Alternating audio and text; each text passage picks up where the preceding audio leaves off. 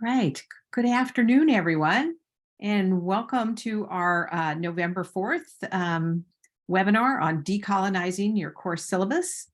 We're so pleased that you're going to join us today to hear from some experts on this who've both published in the rostrum of the California Community College Academic Senate and have given workshops on this for the last, is it 2 or 3 years, Hasna? Yes, it's been 2 years exactly for today. Wonderful. So we're thrilled to have them. As you know, I'm here with James Clappa-Grossklag from College of the Canyons, and we co-lead this program for those of you who are interpreters who haven't been here before. So we're very quickly going to go through just a couple of reminder slides, and then we will get right to decolonizing your course syllabus, and that will be the majority of the time today. And we'll have a feedback survey for you to fill out, just the standard one that we have after every webinar, to tell us what went well for you and what you're going to take away from it today. So thank you for helping us with that. All right, just very quickly on the calendar is the next webinar after this one will be the OER Search and Remix. And we had quite a few people at the October 28th one, which was just last week. And I just got the feedback on the survey and people found it really useful. So if you're still looking for OER, or you've got questions about licensing or how you might put one or more OERs together, please join the November 18th webinar.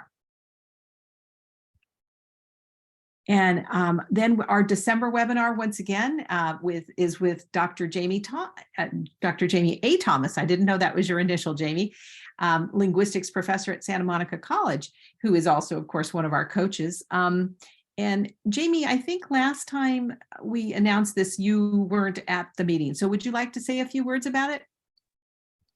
Sure. I just really would love to invite you to this session. We will look at some examples of how we can push back on some of the resistance that we might get to our transformative work, particularly thinking about our students and how to cultivate their buy-in and make sure that we address what's in it for them. So I'm excited for this. And I guess I'll be seeing you in December, y'all. Thank you, Jamie. And Jamie also gave this a similar workshop last May. And I think it was the most popular webinar workshop that we had last spring. So definitely try to come live. But if you can't, you're definitely going to want to catch up on that one. All right. So as you know, today the topic is decolonizing your course syllabus. And I want to introduce our speakers. I'm going to start with Luis, who is not officially part of the OFAR program, but we're so glad he's here with us today. He is an associate professor of mathematics at Palomar College, and he coordinates, I believe, the award-winning Math Across the Curriculum Holistically initiative, which is also called MATCH, and also the Highway 78 Math Fields Day Regional College High School Math Competition. A curriculum committee member and professional development. He's also the faculty professional development coordinator. Professor Guerrero earned his bachelor's and master's degrees in pure mathematics from UCSD and UCSB, so local Californian. And he was awarded the Faculty Service Award by Palomar College's Faculty Senate and has led, as we mentioned, multiple workshops on decolonizing syllabus and grading for equity book club. Excuse me.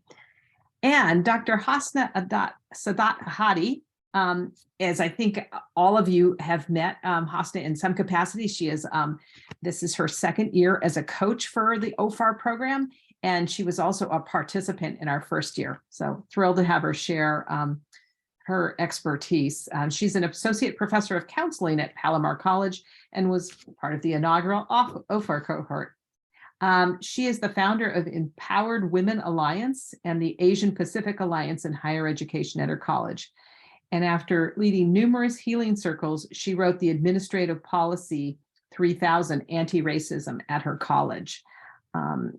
And Hasta, you've mentioned that to us before, and I think that would be a wonderful example to share with others in this program who might not have access to that.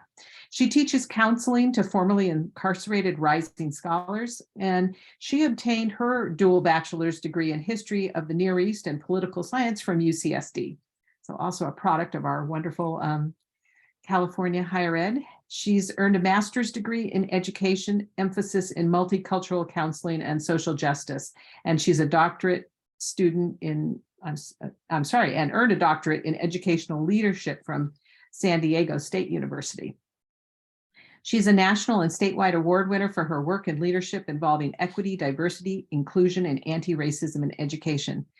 She continues to research, publish, and provide ongoing training regarding anti-racism, decolonization, and racial equity in education. So big hand for Luis and Hasna. And at this point, I think we're going to turn it over to you, and I will stop sharing and we can get started. Thank you so much, Una. Thank you so much for those kind words. Let me just finish setting up my windows. Okay, that should be it. All right, thank you for having us here today. Thank you for reading our bio. We're going to go into the first practices that we want to demonstrate. I'm going to read the land acknowledgement that we have locally in our region of San Marcos, where our college is located.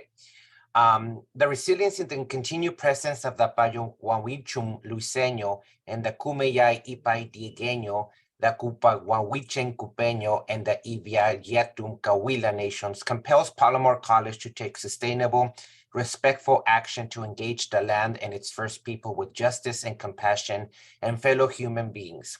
As fellow human beings.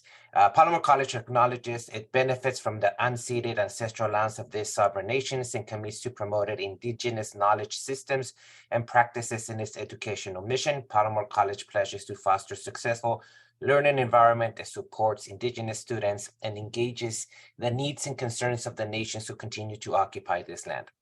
So one of the practices that we invite everybody to have in your classrooms is to have your land acknowledgement. Hopefully your college has developed one or is in the process of develop one. I think that the collaboration with your American Indian Studies department is key. You might also have benefit from being in near tribal lands. Here in Southern California, we have 18 recognized tribes, which I believe 7 of them are within the vicinities of the Palomar College District. So we have that benefit of proximity geographically. You might be in a location that has more or less, but the Hosna just typed into the chat link that takes you to this website. Let me actually click it so that I can show it in real time. This is a research tool that I believe Canadian researchers built, that you can type in any zip code that you want in the world. It's kind of like a Google map type of thing. So you can type in any code or city here, and you can search the regions of the different federal recognized tribes. There's some overlap. This might not be super complete, but it's 90-95% complete. So it's a nice research tool if you're in a GIS class or some other math or science class. It's a nice tool to use geographical data with overlay. So one of the things that you could do in your classrooms is use this tool to investigate what are the locally recognized federal lands that you are in. So just a resource for everybody to use in your classes. And I put the link in the chat. So if anybody wants to look up the grounds they are on, feel free to do a chat blast and indicate the tribal lands that you are currently in. And this is a good opportunity to share with your students, because not all students are going to be attending the vicinity of your institution. So it's always great to, pay tribute to our Indigenous community. So with that said, we can go on to the next slide now. Okay, so what is decolonization? Decolonization involves identifying colonial systems and structures that are in place in education and attempting to eradicate them. Decolonization is about dismantling colonial ideologies, racial hierarchy and hegemony. Decolonization is about elevating voices that have been historically silenced and marginalized. Decolonization is about rethinking, reframing, and reconstructing education to include liberation and racial equity. Decolonization is about building community and self-reflecting on a continuum. Decolonization empowers people of color by acknowledging their lived experiences holistically in all aspects of developing curriculum, pedagogy, policy, and praxis. We have all seen the image of the three people who are watching the baseball game. The reality is inequities are in place for our students. Although equality allows students to be given the same delivery of teaching, it is equity that ensures everyone is watching the game at the same height and comprehending your curriculum. And liberation is really decolonizing curriculum by breaking down the fence, and inclusion is when all three people are actually playing the game and not watching it on the sidelines. Interestingly, those who are watching the game also happen to be racially minoritized in this image, as even with this image, white hegemony is being illustrated. Also, even in the history of Major League Baseball, racial marginality and segregation was practiced. We have to really think about being critically conscious and intentional when it comes to creating anti-racist curriculum and pedagogy. The Center for Urban Education at USC developed a report regarding the syllabus being used as a tool of addressing racial equity by 3 objectives. The syllabus is a tool that can define equity in your course, understanding how the syllabus can act as a tool of equity. A syllabus is a tool to introduce the ethos of your class. It's an official agreement of partnership between the learner and teacher. And equity language and statements should further welcome students coming from all walks of life, especially students of color who have experienced marginality and targeted to racism. The importance of students' phenomenology in your course is included in the experiences of your students of color. By promoting sense of belonging for them, being intentional with including equity in your presentations and teaching related to race, gender, sexuality, religion, disability, socioeconomic status, learning comprehension, and more. Also, it's important to deconstruct the centering and representation of white students as the norm. The student-centered syllabus means student success and achievement, reimagining the syllabus to serve students, and they are the focal point of who we are serving on our campus. So it's important to centering cultural relevant, sustaining, and revitalizing pedagogy. And for those of you who are probably wondering, well, how do we go about in doing that? We're going to provide a plethora of resources for you at the very end. And I would recommend looking up articles related to author Latson Billings. I want to acknowledge James in the chat mentioning how inclusion is better. So yes, so we kind of like tend to focus on the picture on the left, as Hosna was mentioning, but we would like the students to actually participate. Unfortunately, some of our administrators, some of our peers at our college are not as versed in certain language, like what does inclusion really mean? What does liberation mean? And most of the time, like 90% every time that you're in a meeting about diversity, they only focus on the word equity and not quite the other ones. So I like this picture that is very honing in kind of like the difference between equality and equity, because when people see this picture, they're kind of like, oh, boxes, sure, I can provide boxes and that's it. It's a little bit more advanced than just providing boxes as a static, rigid thing. You actually have to be transformative in how you ingrain, include, incorporate equity in your work, because it needs to be tailored to your student population, to your regional needs, instead of just pre-boxed, pre-made solutions, quote unquote. So this graphic is from the Robert Woods Johnson Foundation, but it does a great job of illustrating what it looks like when equality is deemed the solution. In other words, if everybody gets the same thing, the same tool, some people are going to have difficulty, and some people are going to be totally left out. And obviously the people who have difficulty, they might not advance that fast. They're going to be, quote unquote, be behind. Versus if you intentionally design dedicated, specialized tailored tools to the individuals and the students that your region are present in, then everybody's going to have a big time. And some transformation needs to be greater to serve some students than others. You have disproportionately impacted students, so we have underserved students, and therefore those need more support than some other students that might just need medium to high, but not extraordinary levels of support. So each individual needs a solution that will meet their needs and propels them forward. Hopefully, everybody can see that a one-size-fits-all solution does not help the students that we are serving.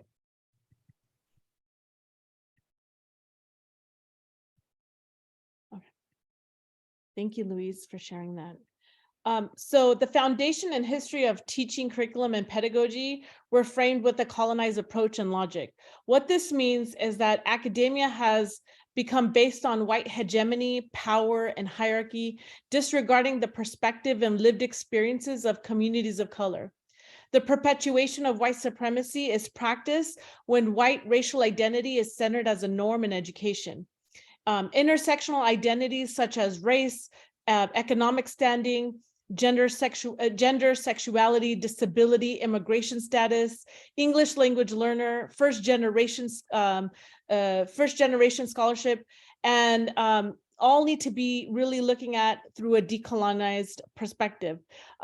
We need to include more equity-focused, student-centered, and anti-racist curriculum, pedagogy, and praxis. In order to do so, we need to dismantle various systemic and structural racism in order to see students of color thrive academically and prevent marginalization from continuing in the classroom. So you'll notice like our institutions continue to say, our marginalized students, our underrepresented students. We need to put historical before we say those words, because we don't want to perpetuate marginality and underrepresentation. So, or underserved, right? First of all, they're not underrepresented, they're highly represented, but we want to make sure we say historically because we want to end the perpetuation of marginality.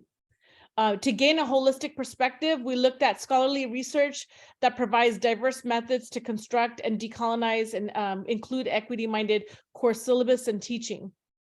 Reflection about this work is on a continuous and not an overnight process. I know that many of you are hoping, okay, I'm going to decolonize my syllabus and then I'll be done. This is actually work that continues.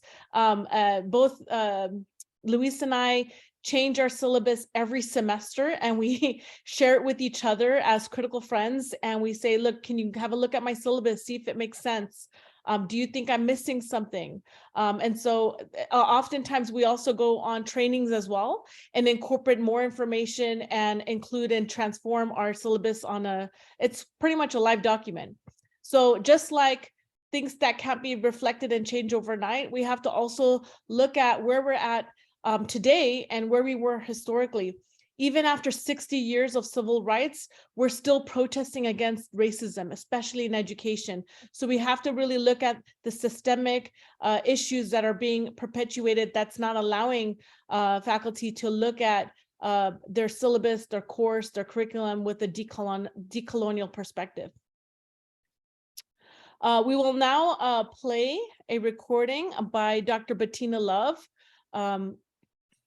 And Luis, if you can go ahead and play it. It is talking about the pandemic, but keep in mind that most of us have to still reflect what our community colleges will look like now that we're going back and we're still living the pandemic. I really want to hear you all talk about what just happened to our schools, because this would be an amazing conversation at any moment. But it's at this moment where a lot of schools, almost all, are shuttered, where the buildings are sitting empty, and school as we know it has been shattered. What have you been thinking of or learning in this coronavirus school shutdown? Like, what did you or we learn from this? You want to go, Bettina? Okay. I love what you got to say. We already know. So, I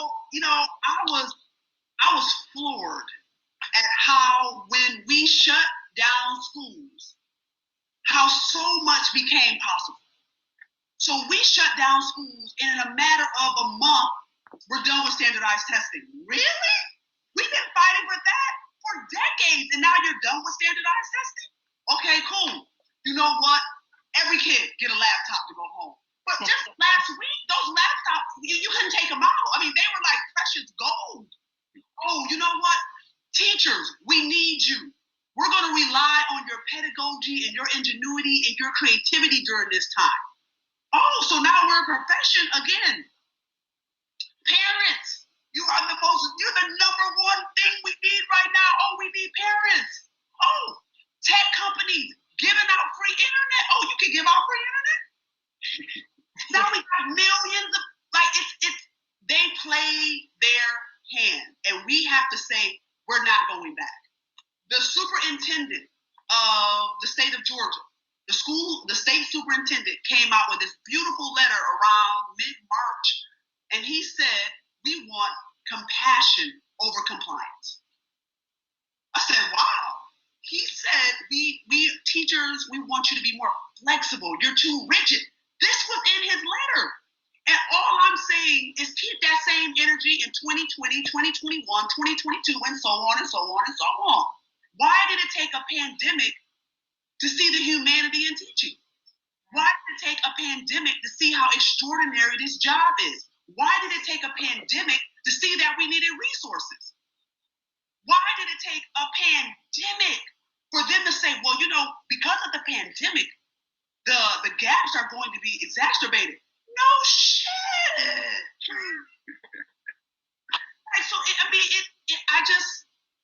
I think the pandemic has shown us a hand that they were willing to play in crisis that they were never willing to play before. And now we have to say that we're not going back. The managing of inequalities, we're not going back. And we have to be clear about that as educators. That's what abolition is about. To say that what you thought was normal, that was not normal. Expelling kids, killing kids. I mean, we haven't had a school shooting. And that got to a point where it was normal to report on school shootings. It was normal to talk about Black and brown children being expelled. It was normal to have police snatching and hurting and body slamming young girls in classrooms. That became normal. And we have to say enough is enough. And this pandemic has given us an opportunity to say that we're not going back. We got teachers now saying, I'm making curriculum for my students. That's right. You should have been doing that in the first place. Right. So we have to now take this moment, and when we do reopen schools, to say that same energy, that same creativity, that same ingenuity, that same trust that you gave parents, that same trust that you gave teachers, we want it back. We're not going back to what we had. We got to be clear about that, because they played their hand. They played it too soon. Yeah. And I think we should just drop the mic, you know what I mean? Because I like keep that same energy for her. And it's sort of like you revealed this self. It's the same thing, like the same. When we were a motorized bicycle company, Who doesn't love Dr. Bettina Love, right? I think that, you know, Dr. Bettina Love is right. Like a lot of us have been so systematized in the community college sector that we've kind of like, okay, create a syllabus, teach our class, these are the books that they need to read. We've never really reflected on how the cost of books impact our students. We never looked at how punitive policies have further othered and marginalized our students and have really re-traumatized our student in community college. There's so many different things that we've created harm that we didn't even have that time to self-reflect. For those of us who've actually experienced colonial education and we were treated or othered in the education system, we know what it's like because we've been there.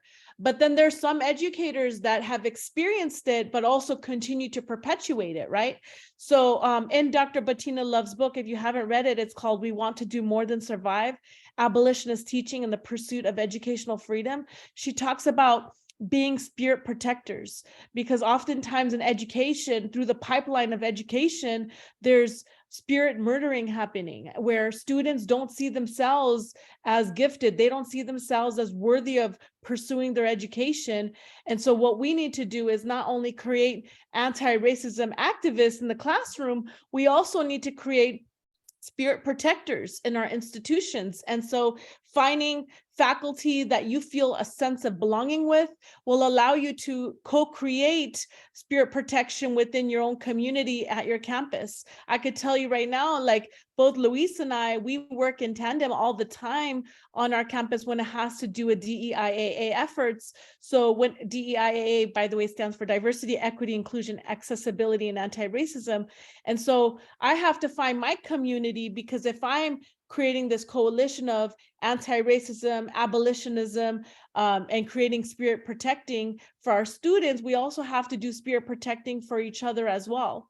And so I wanted to just give space for anybody that wanted to share any insight that you thought of while listening to Dr. Bettina Love. Now is the time to use the feature, the reaction of hand, and we can call on you so you can share. And if you don't have anything to share, then that's okay too.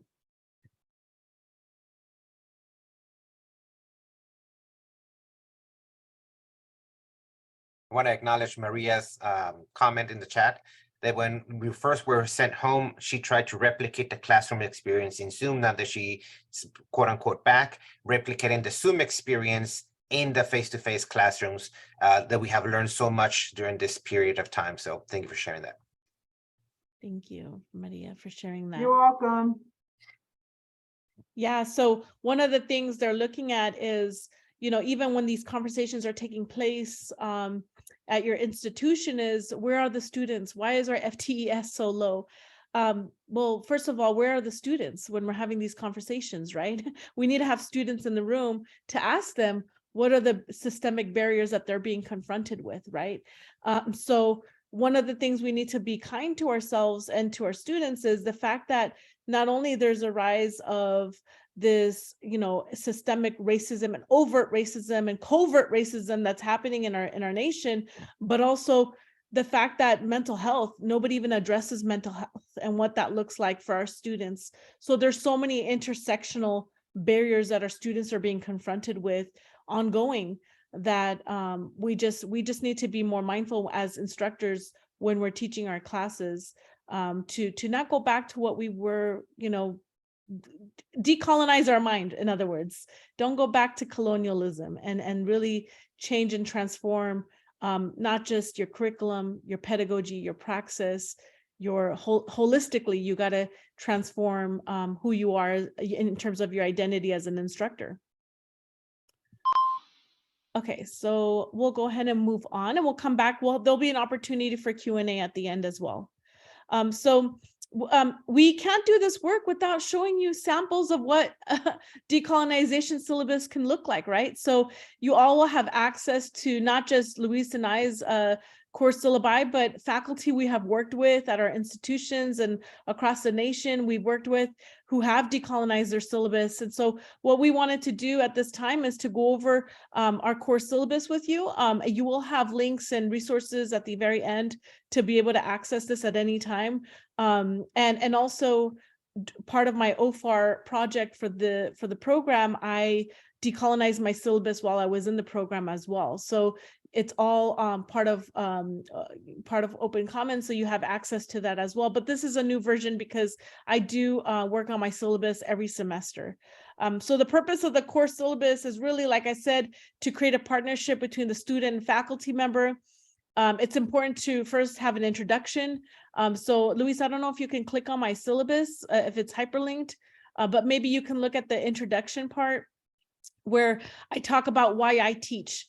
I think it's important to disclose your salient positionality as an instructor when your students are coming into your classroom, particularly to know that, look, I'm a community college graduate too. I'm first generation, you know, and talk a little bit about who I am. Sometimes I've disclosed like I'm a former refugee, and you know, I I have so many different intersectional identities that I disclose that my students feel like, wow, like I got to know a little bit about my instructor. Especially if you're doing asynchronous teaching, you definitely want to go heavy on this.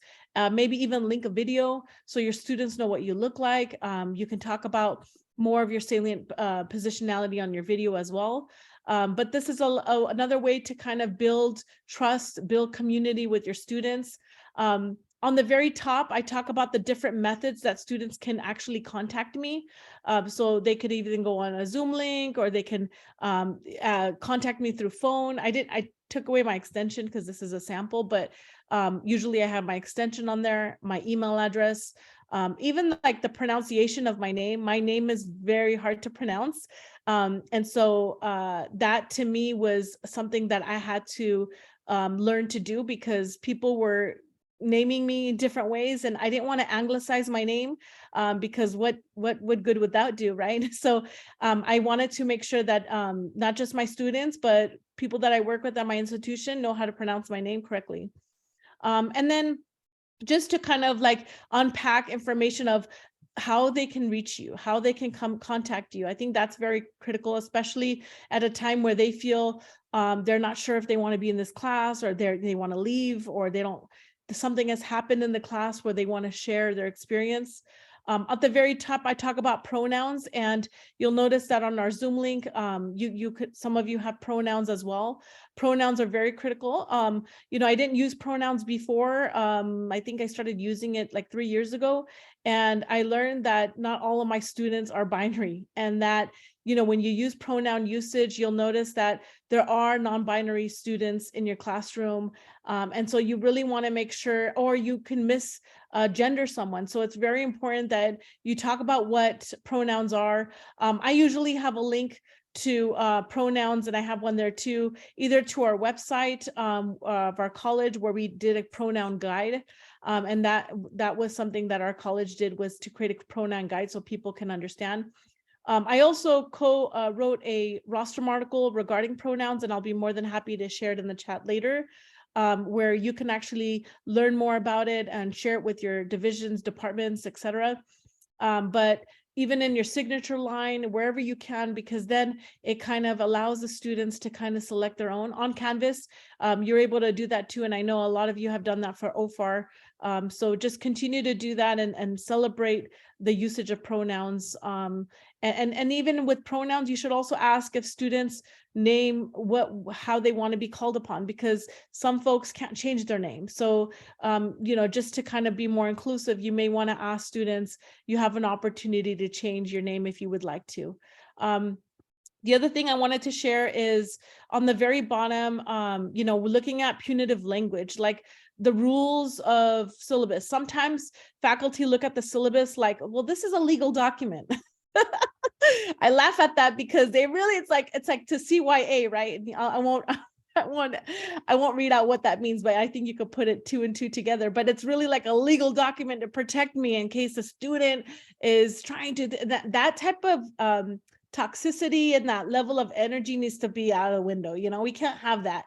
The reason that we create syllabus is for our students. So why not create this welcoming syllabus where students can read information? If you have certain policies that you want to address for students so they can adhere to it, there's ways to go about in writing it. We don't have to create a punitive rule to say we are going to report you to the Office of Student Affairs if you plagiarize. Instead, we should be using language like, we'll go over APA 7 or MLA. And if I find that you are in need of more support, I'll meet with you, and so forth. But please keep in mind that we do have a policy regarding plagiarism, and you could click on this link and you can hyperlink it. But I do think that just the language of saying reporting students, or, you know, it's unacceptable, there's a zero tolerance for a lot of our students, especially students who are undocumented, that language is very scary. So we want to make sure that we are very intentional with what we're including on our syllabus. And, you know, a colonial course syllabus really outlines how students fail, get dismissed, have consequences for misconduct. By really decolonizing your course syllabus, you're welcoming and supporting your students in a very non-hierarchical manner and unintimidating approach. So you don't want to intimidate them with the syllabus, because if you do, guess what? They're going to drop your course and you're not going to know why. Or you notice that, wow, this is a strict professor, I don't know if I want to take this class. In my syllabus, if you scroll down, Louise, I do have like different icons. I have it on my office too. I put it on my Hydro Flask. When I see students in my counseling sessions or when I'm teaching them, they're like, oh, cool, you got a Black Minds Matter sticker. And I was part of the inaugural cohort with Dr. Wood in San Diego State when he first taught Black Minds Matter. And that was a sticker that I created while we were in the program. And so when I have that, a lot of my African-American Black students are like, that's dope, where'd you get that? And I'm like, here, I have more in my office to give away. And then just with the safe zone, my students who identify with LGBTQIA+, they're like, wow, you know, I feel a sense of like, I can come to you, like, I feel like you're an ally. Yes, absolutely. And we want to create that allyship. So if we can't verbalize that, we should definitely have our ecological space in our office, in our classroom, really illustrating how we identify with different types of groups and how we are going to support, you know, students with disability, students who are Latinx, etc. And so that's very critical. I'm very intentional with even using PowerPoints or images. Like, I want to make sure there's racial diversity. There's all kinds of diversity in the classroom. So if you scroll down, Louise, a little bit more,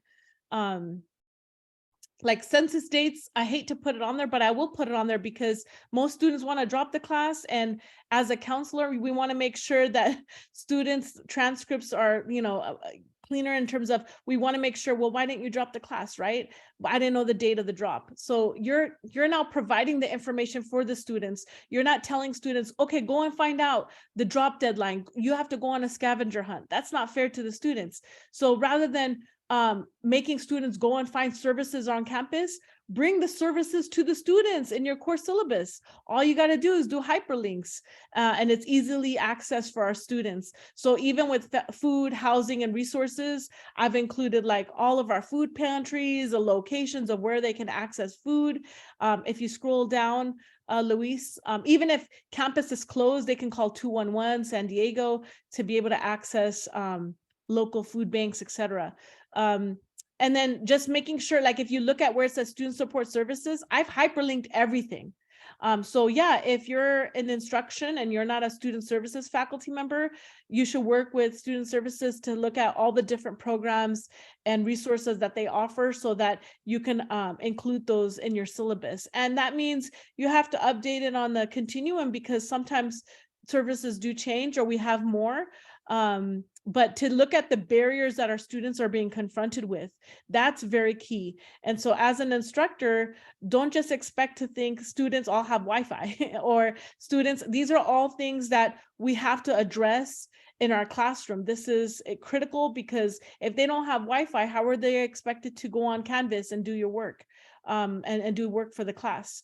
So with that said, Luis, if you could scroll down a little more, sorry. So here I have the ASL welcome interpretation on there.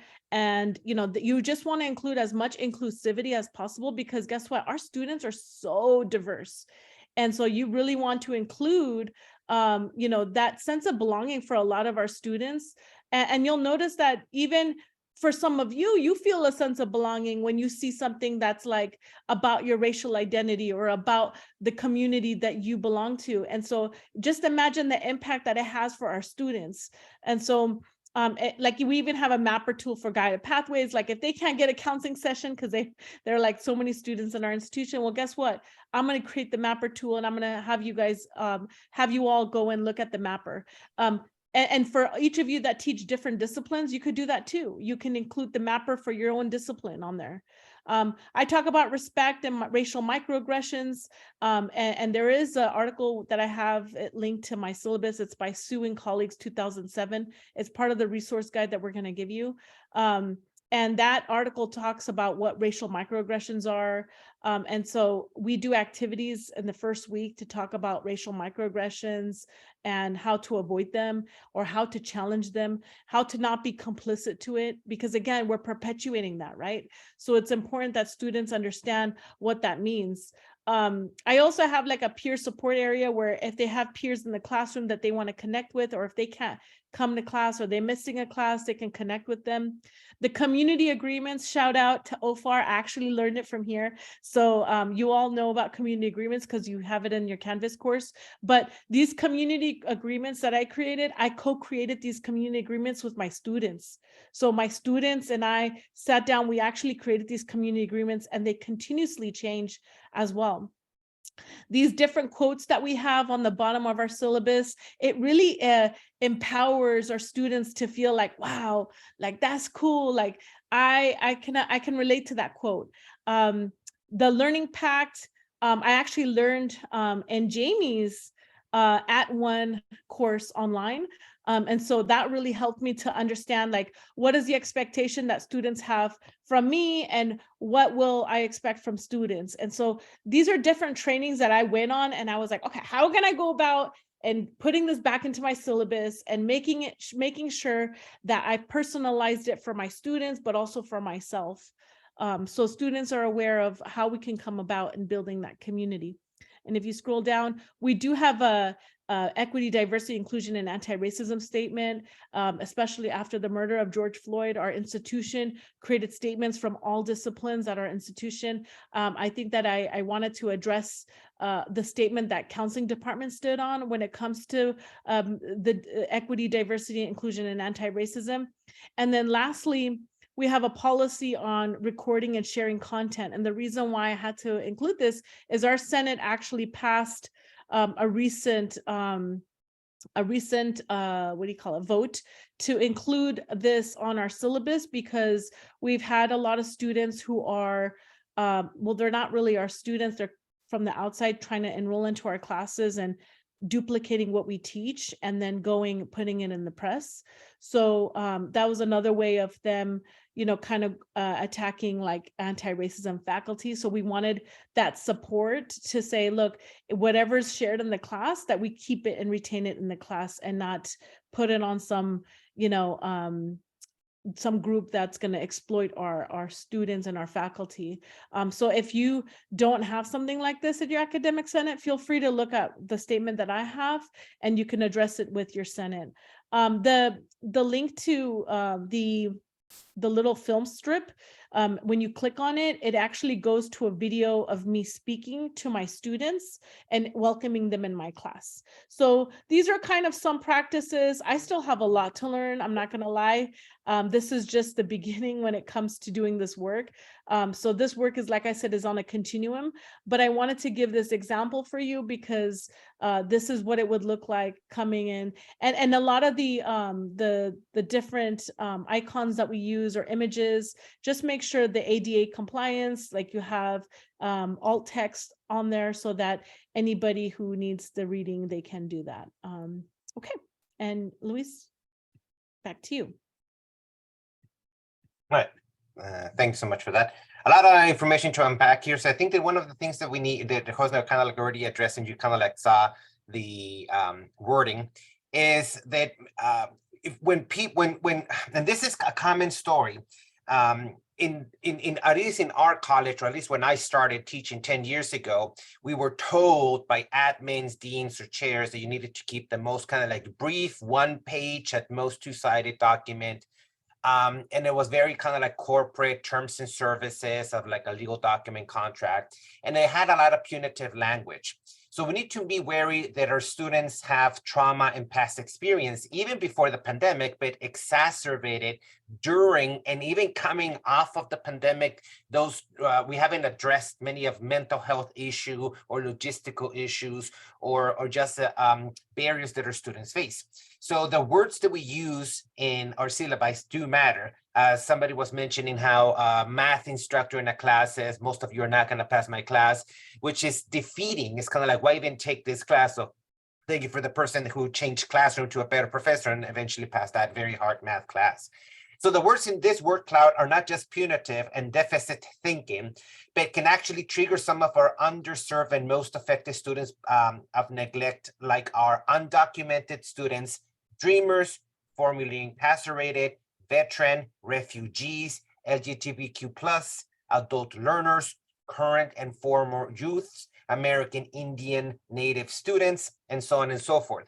So there's a practice of trauma-informed care. And so this is part of that, but it's also decolonizing language, aka removing the Eurocentric corporate type of language and humanizing your class, humanizing your students so that you serve them where they are, not just asking them to jump with arbitrary hoops just because you're the expert and have an advanced graduate degree.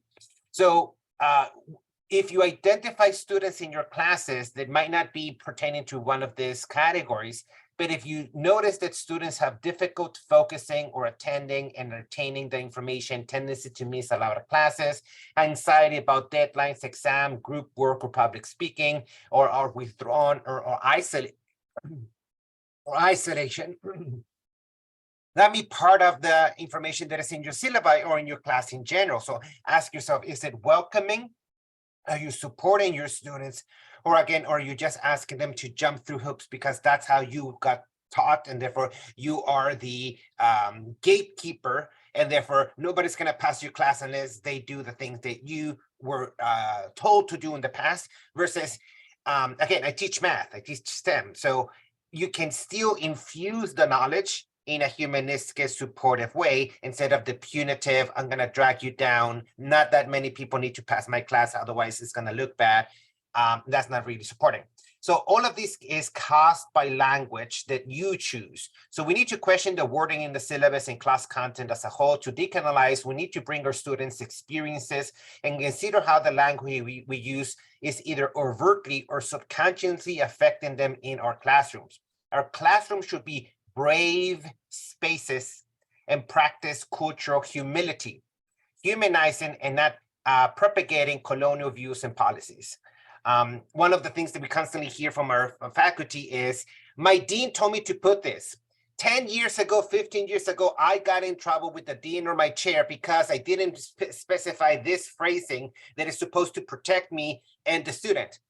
Well, we're not serving the same type of students that we have 10, 15 years ago. We're right now serving Gen Z, and we're in the upcoming future getting Gen Alpha. Some of them weren't even born the last time you edited or revised your syllabi. That shouldn't be the case. And so we need to meet our students where they are and remove those punitive and just languages that were in not serving our students, not supporting our students.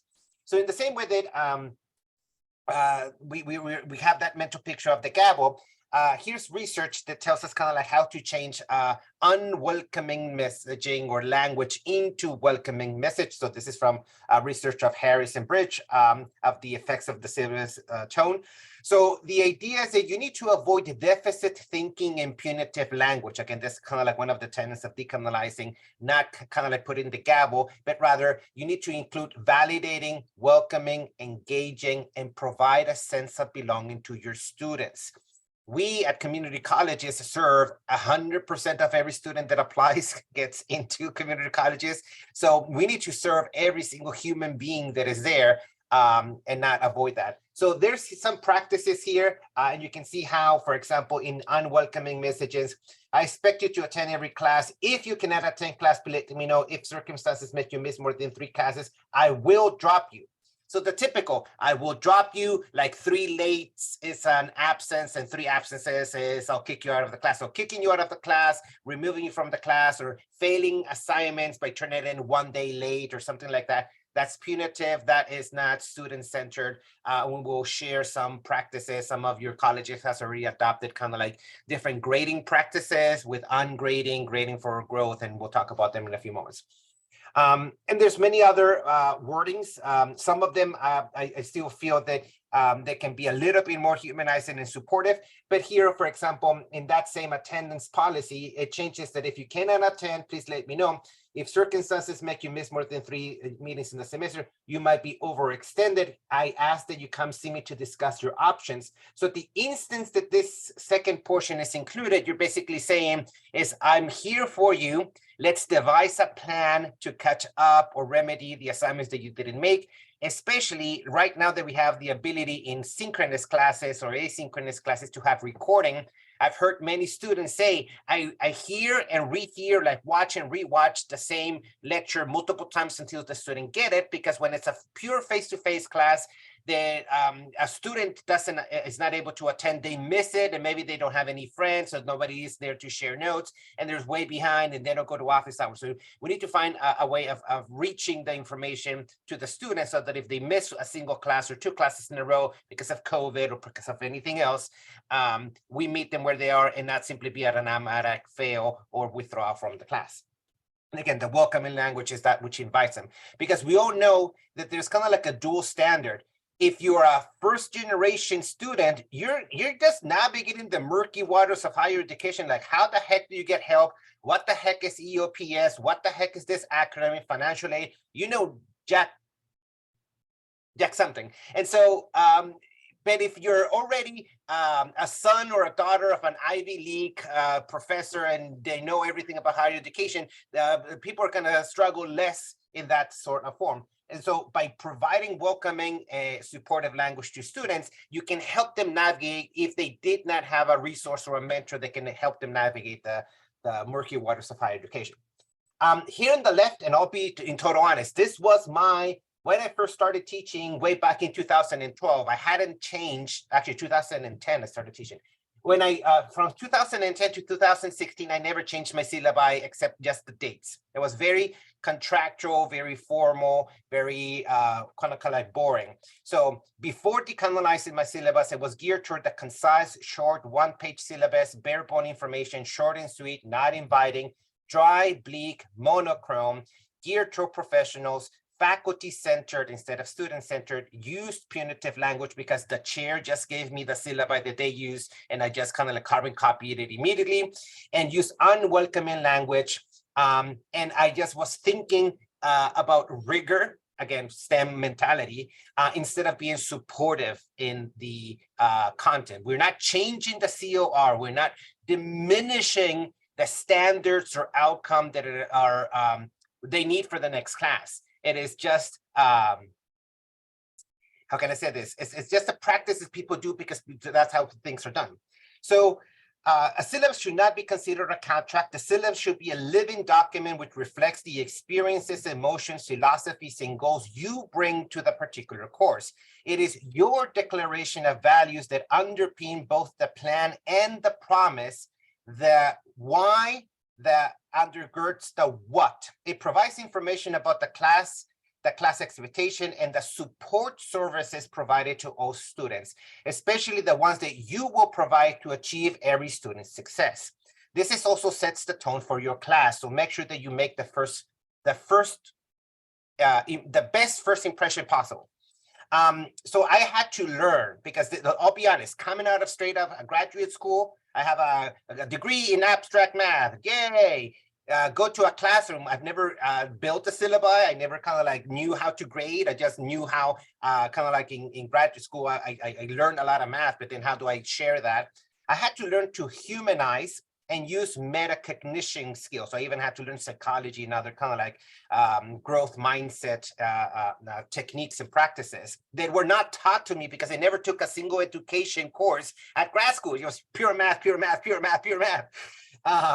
So one of the things that I do, let me show you my syllabi so you can see it in real time.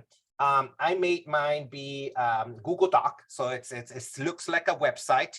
It is a liquid syllabi. Some of you are very good into liquid syllabi. So when the students access my syllabi in their smartphones, it does look like a liquid syllabi, even though that it's a Google Doc, it does look like a liquid syllabi. The other thing that I like about Google Docs is that let me show you over here. I can actually embed it inside of Canvas, and anytime I update it, it's a matter here. I don't need to worry about versions and uploads. It's just any change that I make in real time is here, and it's embedded inside of Canvas. So that's why I like a Google Doc, but you might have other options. Now, if you must say something about accessibility, there are accessibility tools that you can use here. There's some extensions here to get check for alt text that tables have, the table header structure, headings, and everything else that is there. So again, I have our college recently this semester contracted with Name Coach. So I have my Name Coach badge that can people hear the audio, how to pronounce my name. And we now have integration in Canvas of how students can share how their name is pronounced, even if it's not their legal name and it's their preferred name. They can teach us how to pronounce their name correctly, because again, some people might not know how to roll R's or pronounce non-anglicized American names, and therefore that's a tool that we started to use. We still need to train a lot of people how to use it because we just barely got it this semester. And I have the basic information the host now went through. Again, very there's a glitch here. This shouldn't be go this fast, so I apologize for that image. But again, trying to make it invited, making it supportive with math. I always tell them in my class, mistakes are expected and they are respected. I also tell them that, where's the phrase that I have somewhere over there? This one over here that I like is that I am their biggest supporter. I am invested in their success. I also do make them recognize that as long as you put in the hard work, visit office hours, and gain kind of like the tutoring services they might need, they're going to pass the class with flying colors. But I'm making that intentional statement that I support them versus go out there and somebody, you should know this already, especially with the passing of AB 705, where we no longer teach lower than transfer level math classes. Some of students might be, some people say unprepared. Some students are already took pre-calculus and calculus and start taking the first lowest math class that you offer. Like this is a math for liberal art class, but it doesn't matter. I even teach differential equations and students still need support in that highest level math class that exists at kind of like a community college. So be open to give and be that support that they need. So try to avoid punitive language, especially kind of like in certain parts, which is like academic integrity. Hosna talked about how not just the late policies or drop, I'm going to drop you from the class if you miss a certain amount of classes, but also about plagiarism. So academic integrity is another source where faculty say, no, I need to be like, I'm teaching them the real world, and therefore you're not going to pass my class unless you know how to not plagiarize. And if you do plagiarize, you get a 0, I'll kick you from my class, I'll report you to academic affairs, and so on and so forth. So try to avoid punitive language. Let me share how I phrase that, because in my math class, I do ask them to write essays, which is kind of like weird that in a math class you write essays. But this is, again, a math for liberal arts class, which is slightly different than kind of like another one. We tell them about, we do have an academic integrity at our course, but every student in Palomar needs to uphold to the following principles of honesty, trust, fairness, respect, and responsibility. In other words, we know that we need to teach them the tools, and then we give the in Canvas like resources of take this dashboard on like the library dashboard on plagiarism, so they know how to do APA, MLA, Chicago style, whatever type of format that you request in your class. But at least we're not assuming that they're going to do it, and therefore we are changing from punitive into possibly restorative justice practices. So if a student does submit a paper that is not his, what are you going to do? Just drop them? No. The objective is to make them do the work. So instead of giving them a 0 score, invite them back, have a conversation, and devise a plan so that they can then submit a properly original work of them that's opposed to the standards of academic integrity about honesty, trust, fairness, respect, and responsibility.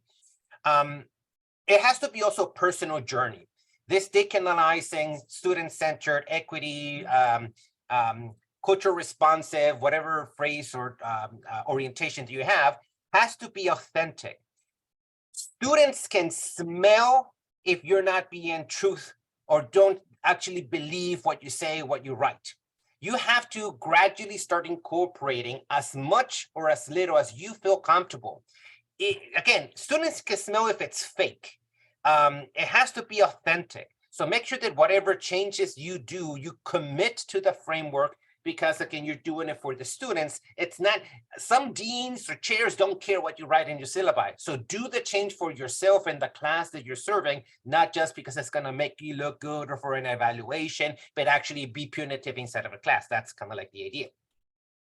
We have more information here, and again, we will share everything with you. So try to make it very fun and dynamic. This is how I changed recently because we did a Grading for Equity book club in our campus a few semesters ago, and I totally changed my grading scale to be from 0 to 4 points. I know that there are other grading schemes that are not point-based, and we're going to talk about them very briefly in a few moments. But try to do something that you know that you understand and can follow through. It took me a while to devise kind of like the tweaking because Canvas doesn't do this for me. For example, I told them that I'm going to grade you as of a GPA points, but Canvas doesn't do that. So if I grade a 2, it thinks 2 out of 4, that's 50%, instead of being 70%, which is passing. So I have to inform my students of how to interpret the scores that I give it as the raw score is true, the percent ratio grade is off, and therefore you have to be very careful how to read the information. And then I could give them kind of like, you have to be here by this moment in the semester to be passing, but if you need extra help, you can, I don't have a hard to do date. So if they pass the deadline a week or more, I work with them because what I care is turn in the information so that you are prepared for the test. And then we do test reflections or revisions. They do a test reflection in order to qualify to do a test revision to improve their grade, because again, math is cumulative and sequential, and therefore they're going to need that information for kind of like either future chapters or the next class. So it's very important to incorporate that. It's still a lot of work in progress, and we can talk about this. The other thing that we've done, obviously, that OFAR is invested in is making the class material be OER. So it took a lot of time to find the right OER material and convert it so that it's being used. But again, that's a very low cost of entrance to classrooms. Is important for equity and decolonizing, not giving hundreds of thousands of dollars to publishers just because they gave you a free lunch for using the new author, the new book, and the new edition that they have. A lot of more information here. We can be talking forever, but we have more information to share. And let's continue our presentation. Again, we'll share our syllabi with you by the end of the day.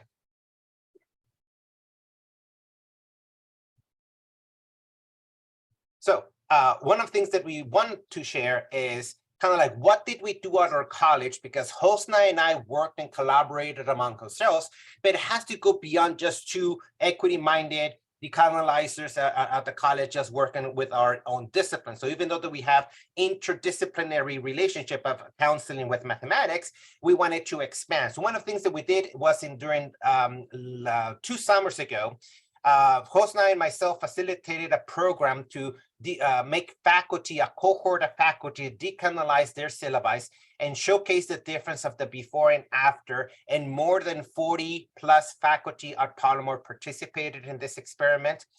We also collaborated with the library faculty to create a repository or library guide so that people can actually see the result of that. So I'm going to share very briefly a couple of syllabi from different areas that were kind of like the highlights of the work that we've done. So let me just go to the website. And again, we're going to share this with you. So it's kind of like a repository in multiple faculty. So for example, let me see if I can go to the right one, this one. So for example, this instructor, even though they teach a child development, everything was no color, kind of like nothing. It was just very procedural. It surprised me, like child development class is supposed to be kind of like very fun because it's geared to kind of like the new educators that are going to be working with children. And so this faculty went through a great transformation. Content-wise and structure, we didn't change, but we worked with this in order to make it again, humanizing, having the introduction, removing punitive language. It was a very big transformation. Another one that we did, there was also a big transformation, was chemistry. This faculty, again, had something that looked kind of like a syllabus from the 1990s and very dry, bleak, and it didn't have representation. So if in STEM, we noticed that there's very few persons of color in science, much less female scientists or persons of color, female persons of color in science, then this person that is a scientist, a person of color, she needed to kind of like rethink her kind of like how to offer a sense of belonging to the students that are in her classroom. So they did a great transformation. This is kind of like an outcome. And there's way more in order to share, but we just wanted to share that we had a great cross-disciplinary endeavor throughout our college. So we had counseling, we have dance, we have photography, ESL, English, cinema, business, what else? Even we had machine, kind of like the CTE Welding. class, machine and welding, I think it was. Yeah. And we went through a kind of like a transformation of the things that we were practicing. So we were very happy. I'll say that it took a lot of effort. It wasn't easy to convince, first to get the funding. And we got my funding from Guided Pathways, but it took a long time to change minds. I think that was the biggest barrier that we did, is convince admin to support the change, because many faculty, once we got them in that training, that was kind of like the hard part, is switching their mindset of this will support our students, so it's good to go through the transformation. One of the other things is that to address James's question, a lot of the faculty at our institution was like, no, we can't change our syllabus. This is what has been given. We have to use this. We have to use this language. I said, okay, can you tell us where and who told you have to use that language? And nobody was able to give us that information. So I said, you know, you've heard of academic freedom, right? Why don't we use academic freedom in a great way by you taking your syllabus and, you know, it's up to you on how you want to address certain rules or policies or whatever. And so a lot of them were saying, well, we had an incident that took place 10 years ago where a student wanted this and it wasn't in my syllabus. And then I didn't get what I wanted and the student got what they wanted. I said, okay, so if that's the case, then if you want to include policy or you want to put a link to certain practices that, you know, students have to be aware of, anything that, you know, regarding absences or anything like that, drop deadline, then say it in a way where it's not too intimidating. It's not scary to read. Put it in a way where it's still inviting, it's still welcoming. And at the end of the day, you know, you're just having it on there. So it's up to them to go through it and have exercises where students understand it, because just posting links on your syllabus is not going to be productive. You want to make sure that students are aware of how this applies, not just for your class, but this is the policy for your institution. So I would just say for anybody who in OFAR is saying, you know, well, our institutions have to have this on their syllabus, find out where it is, find out who's saying it, and find out why they're saying it, because that could be based on one incident. Whereas the majority of students who are reading the syllabi and they're going, wait a minute, I don't feel, this is scary. And as Luis was sharing his syllabus, I actually did a study with my students where I showed my syllabus from 2009. And then I showed my syllabus from 2013. And I had the students look at the 2009 syllabus, but I removed my name and I removed my discipline.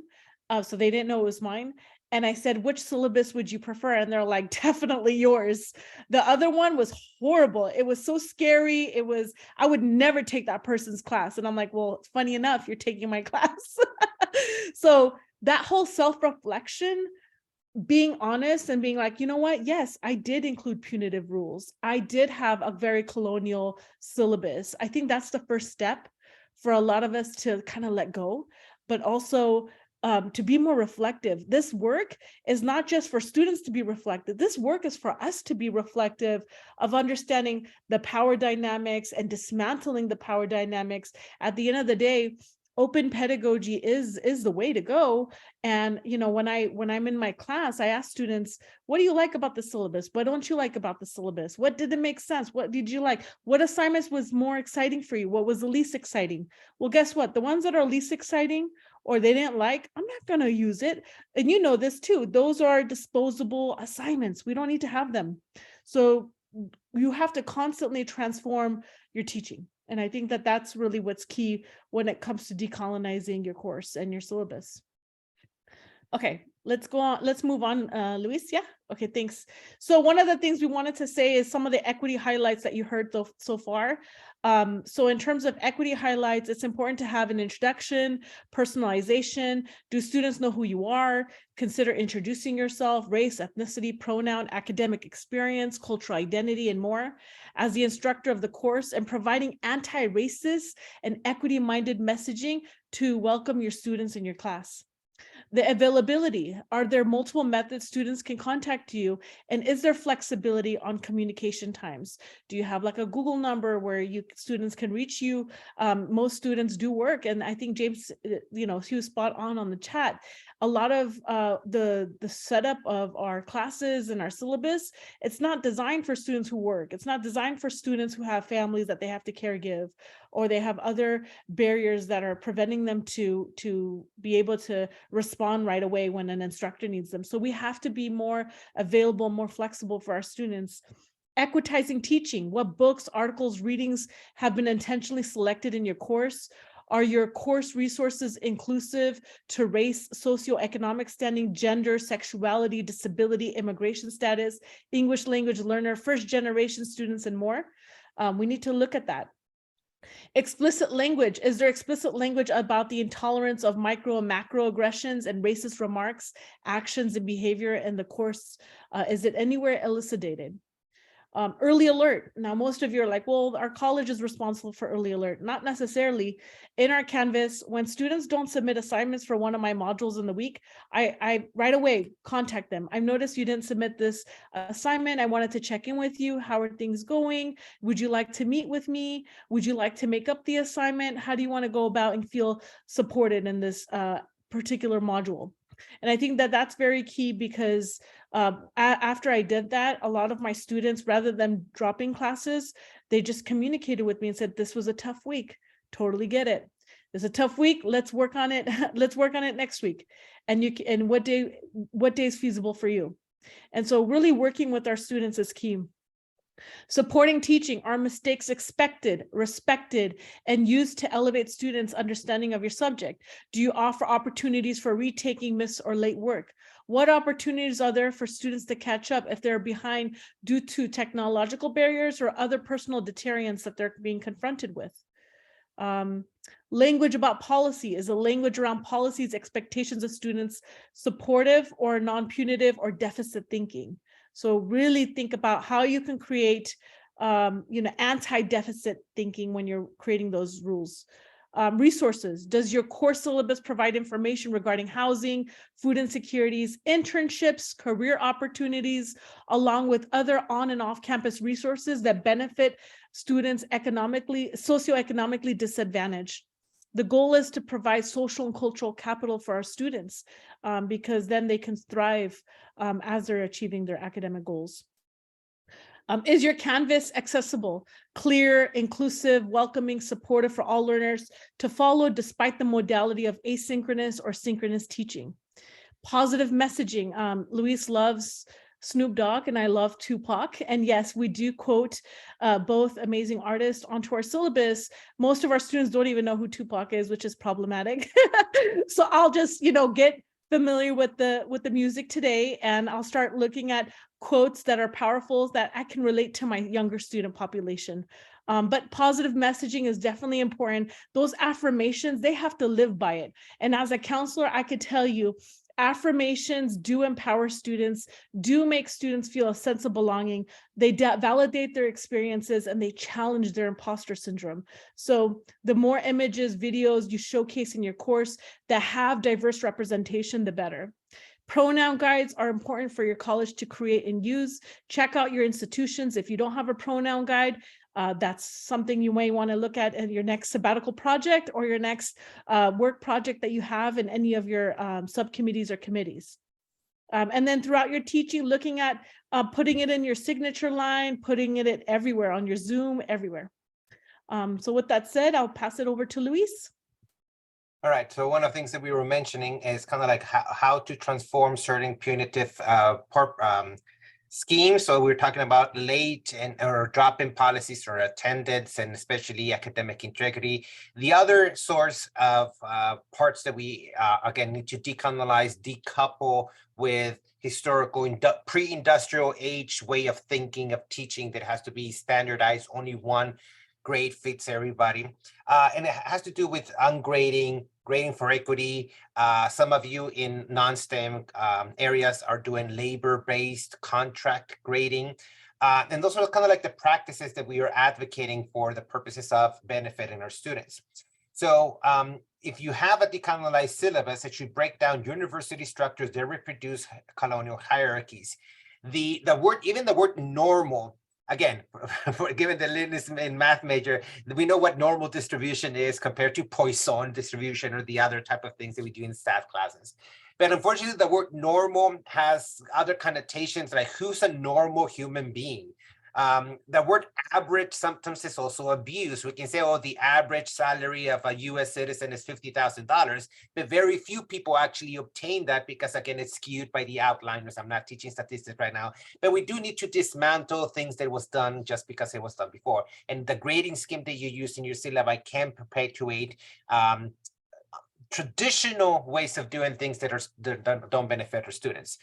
If you keep using a traditional 100-point base grading, it does perpetuate colonialisms because it was designed as a bell curve grading scheme that was developed for the standardization of ideas of the Industrial Revolution. It is not, no one is really average in the sense that people use that word.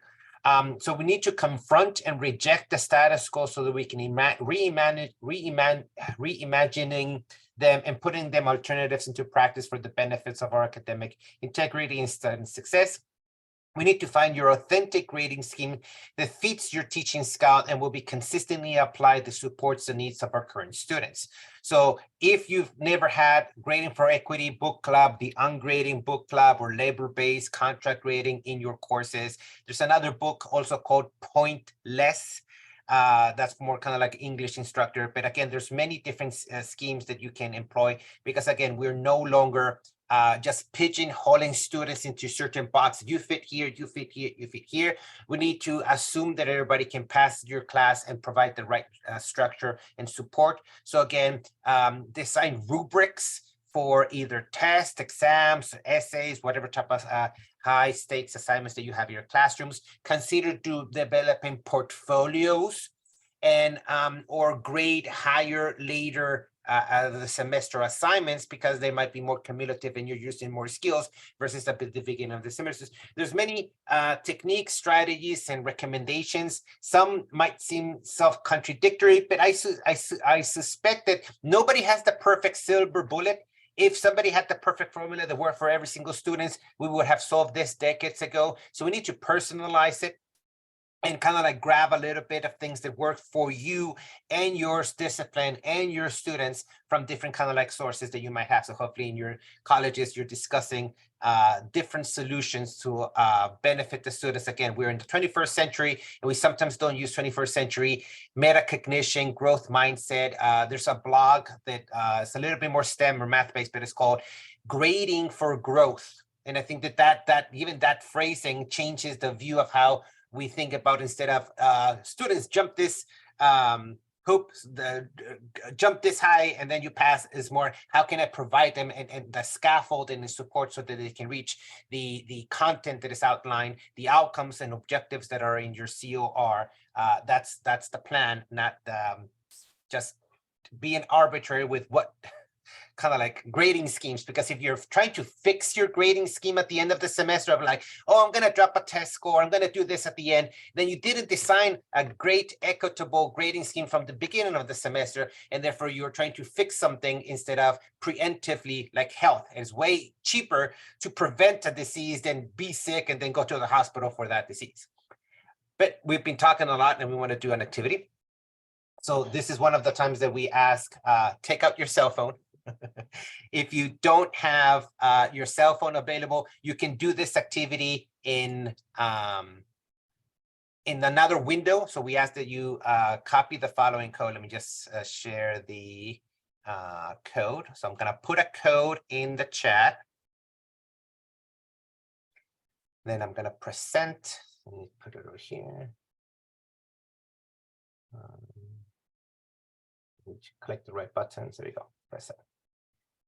So either go to the website menti.com and type in this code 34782834, or click the link in the chat, and we're inviting people to do the following activity. So the first thing that we're asking you to do is either on your phone or in a window, you're going to see a dot. We're asking you to move the dot either up or down, right or left, in the part or zone that you identify that you're in your comfort level of becoming an anti-racist practitioner. We've been talking of some of those aspects here. So just move the dot up or down. You can go up and down. You don't have to stay in the line. You can go above and below the line. Don't be linear. They're concentric circles, so you can move to different areas, not just stay in the line. Luis, we also are running out of time, so maybe folks can still answer these questions and we can continue so we can go into Q&A.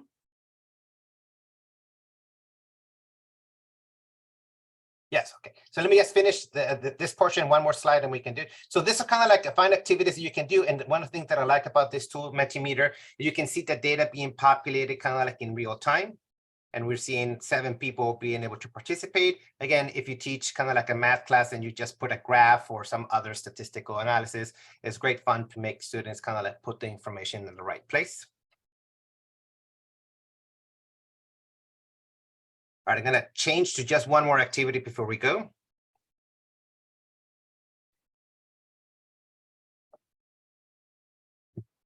You're going to get a check mark of what tools are you using right now. And again, if you already took the @1 course or have done any kind of like cultural competence type of training, maybe you've already implemented many things. So just put on the check marks. We've tried to define a couple of them already. So select those that you implement. And as people finish their selection, you can see the bubbles being populating. And kind of like the only final reflection that I want to make the observation is, not only are you noticing where more clustering is happening, but you're also noticing kind of like the gaps, which are the tools that are the least utilized by either your peers or your institution. And that can be a reflection to say, hey, maybe more professional development needs to be developed in this area because we're noticing not that many people are using it or know about it, and therefore you can see. So one of the things that we typically see is that, yes, most people include their student services, resources from their college in their syllabi. But again, some people are underutilizing student-generated class rules, or the talking about gender pronouns or some other areas that are underutilized and compared to other ones. So the more people fill this in, you can see kind of like gaps. But again, this is something that you can do in your own institution for reflection and identify needs so that you can move forward. I'll stop the sharing. And if you're still typing in the information, we like it because we're actually gathering data. Each time we do a presentation, we gather more data. So feel free to finish the survey. We'll share the data with you all. We'll share the data with you all too. So there's some images here that we'll share with you too, so you can access different racially diverse images that you can include in your lessons, but also your syllabus. And then I put the rostrum article on the chat. There's a plethora of resources of books and articles we recommend. Whenever you have time, during summer, you can read through them. But we'll go ahead and go towards Q&A. But as we're doing Q&A, if you don't mind, if you all can fill out the survey for today, just to let the OFAR family know how well the session was it helpful or not helpful, that would be great. And with that said, we're open for Q&A. Feel free to unmute yourself and ask any questions.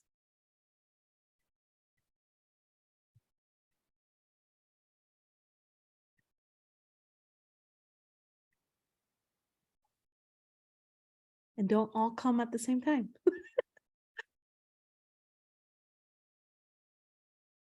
And Hasna, it's fine to unshare your screen if you want, and just make it a little more personal if that. Yeah, perfect. Thank you. Hasna, this is James. I'll start with a question. Okay. What advice would you have for a faculty member who wants to implement this approach to teaching, not just the syllabus, who is untenured or who is an adjunct, and there are power relationships within their department that they have to consider? Oh, that's a very good question. So while I did this, I was also not tenured. And I was freeway flying from one campus to the next. One institution was not welcoming for this decolonization syllabus because they were used to a certain format, where another institution, they were welcoming it. And so one of the things I did was I connected with the professional development department. I worked with a few members of the academic senate. And I realized that my positionality of not being hired full-time or not tenured at that time, that I needed to create like a coalition of faculty who are tenured, who are in positions where they can implement institutional change. And so I worked with them collaboratively to talk about what a difference it makes, because even going through OER, like I didn't even think of OER prior to learning about it. I just said, okay, everybody buy this textbook that's $30. Looking at the data of my students and finding out so many of them are financial aid recipients or part of EOP&S. Like I then realized that if I did a zero textbook cost, it actually raised the FTES in my classroom, and I never had class cancellations. Even till today, I don't have class cancellations. So to share the data of the impact of a decolonized syllabus with your institution is critical. They need to see the data and they need to see the why, right? That's the only way we can get their, them to see, why it's critical and why it's important.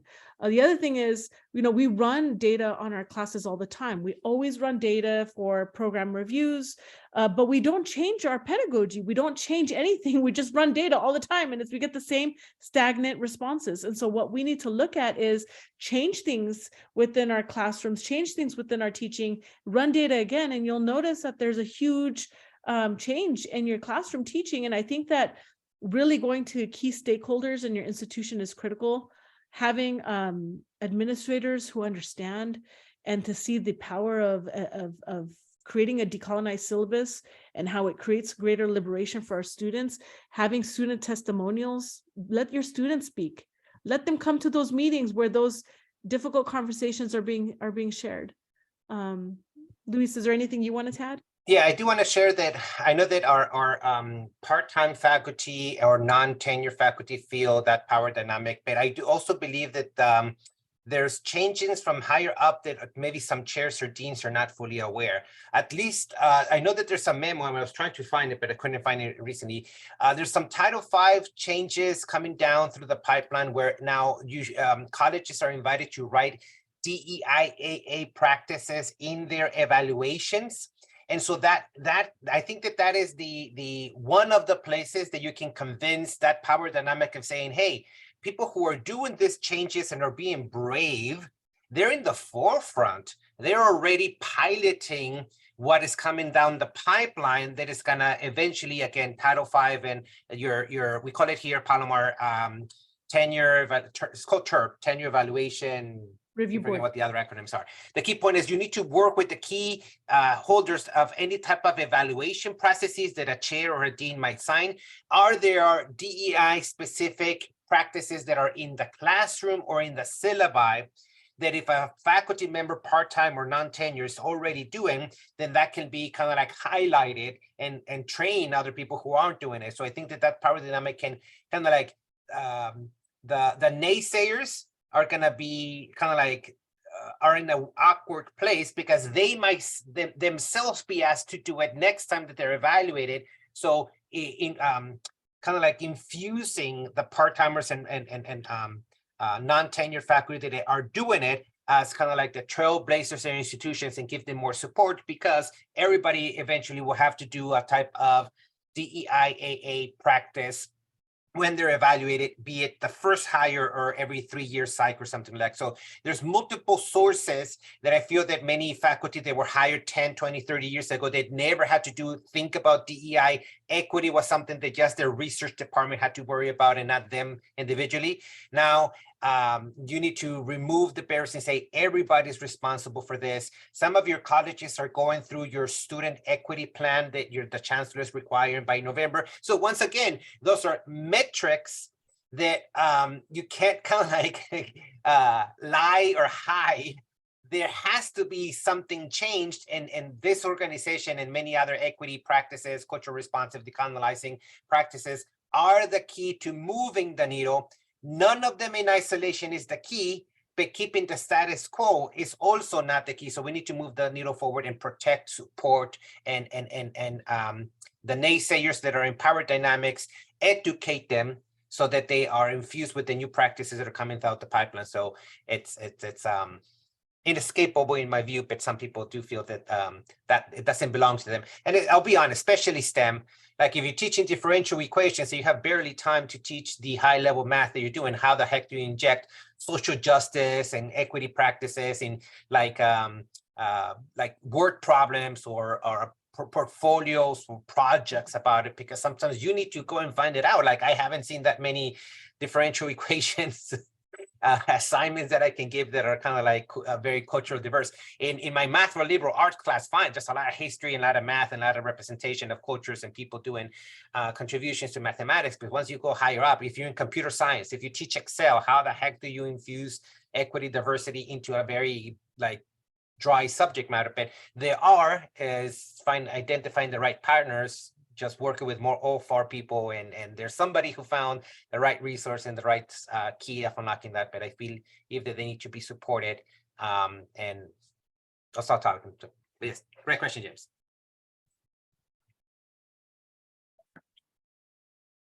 Do we have any other questions for Hasta and Luis?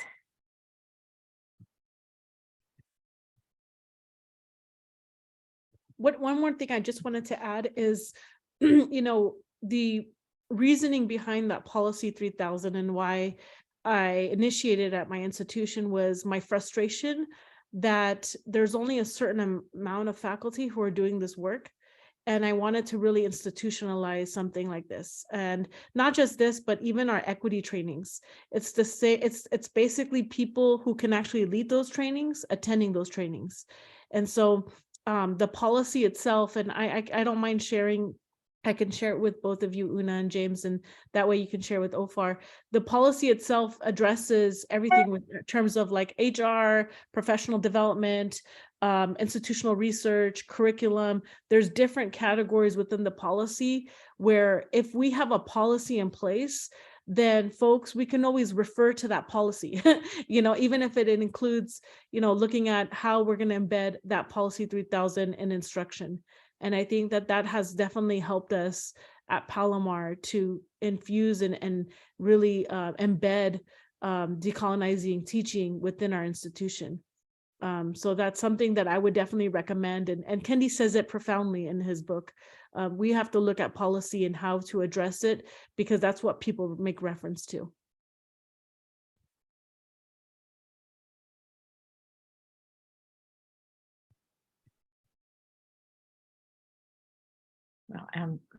Well, thank you both for this session today. And Luis, I'll be thinking about I'll gather up a few things I've heard because of my math and computer science background, and where I've seen some equity, particularly from OFAR faculty, but at some other sessions as well. And this has been amazing, and I suspect that we could go on here for quite a bit longer, but we did promise people they'd be out of here about roughly around this time. So thank you so much. And thanks for that chat window, was amazing. So save it if you'd like before we end the meeting. And Liz, I think we can stop the recording now.